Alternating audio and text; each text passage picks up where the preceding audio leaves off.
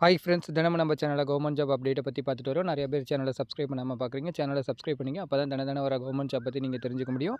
நம்ம சேனலை உங்கள் ஃப்ரெண்டுக்கு ஷேர் பண்ணுங்கள். அவங்களும் வர கவர்மெண்ட் ஜாப் பற்றி தெரிஞ்சுக்குவாங்க.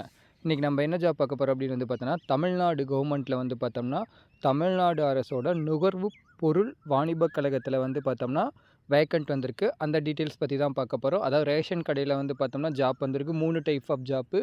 மொத்தம் எவ்வளோ வேக்கண்ட் வந்திருக்கு அப்படின்னு வந்து பார்த்தோம்னா 240 வேக்கண்ட் வந்திருக்கு.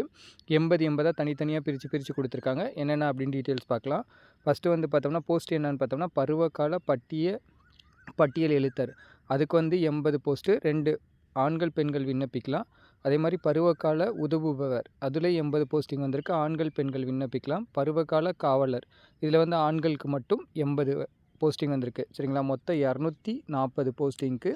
இதுக்கு வந்து சேலரி கொடுத்துருக்காங்க. எல்லா பேத்துக்குமே சேம் சேலரி தான்.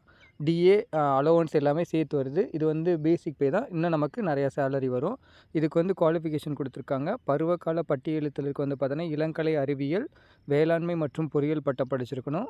பருவகால உதவுபவருக்கு வந்து பார்த்தோம்னா நம்ம 12th முடிச்சிருந்தா போதும். இதே பருவகால காவலர்களுக்கு வந்து பார்த்தோம்னா 8ஆம் வகுப்பு தேர்ச்சி பெற்றிருந்தால் போதும். ஒரு கம்யூனிட்டிக்கும் வந்து பார்த்தோம்னா ஏஜ் ரிலாக்ஸேஷனும் கொடுத்துருக்காங்க.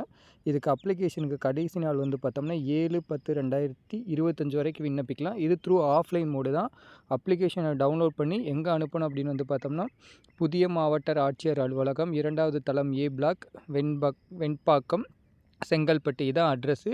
ஃபில் பண்ணி நம்ம அனுப்பணும். அதுக்கு வந்து உரிய கல்வி சான்றிதழ், ஜாதி சான்றிதழ், வேலைவாய்ப்பு அலுவலக அதாவது எம்ப்ளாய்மெண்ட் இருந்துச்சுன்னா ரெஜிஸ்ட்ரேஷன் பண்ணியிருந்தோம்னா அந்தது. அதுக்கப்புறம் ஃபேமிலி கார்டு, இருப்பிடச் சான்று, வயது உறுதிச் சான்று, ஆதார் அட்டை, முன்னாள் இராணுவ வீரராக இருப்பின் அதற்கான சான்று. ஸோ இந்த இதெல்லாம் போட்டு பாஸ்போர்ட் சைஸில் ஒட்டி ஆஃப்லைனில் அனுப்பணும்னு சொல்கிறாங்க. இந்த வாய்ப்பை அதை பயன்படுத்திக்கங்க. 240 போஸ்டிங் வந்திருக்கு. அரசு வேலை, நிரந்தரமான வேலை, தேர்வே இல்லாமல் நமக்கு வேலை கொடுக்குறாங்க. டேரெக்ட்டு நம்ம அப்ளிகேஷன் அனுப்புகிறோம், ஷார்ட் லிஸ்ட்டு பண்ணுவாங்க, நம்மளை கூப்பிடுவாங்க, சர்டிஃபிகேட் வெரிஃபிகேஷன், வேலைக்கு போட்டுருவாங்க. ஸோ இந்த தகவலை உங்கள் ஃப்ரெண்டுக்கு ஷேர் பண்ணுங்கள், அவங்களும் தெரிஞ்சுக்குவாங்க. தேங்க்யூ.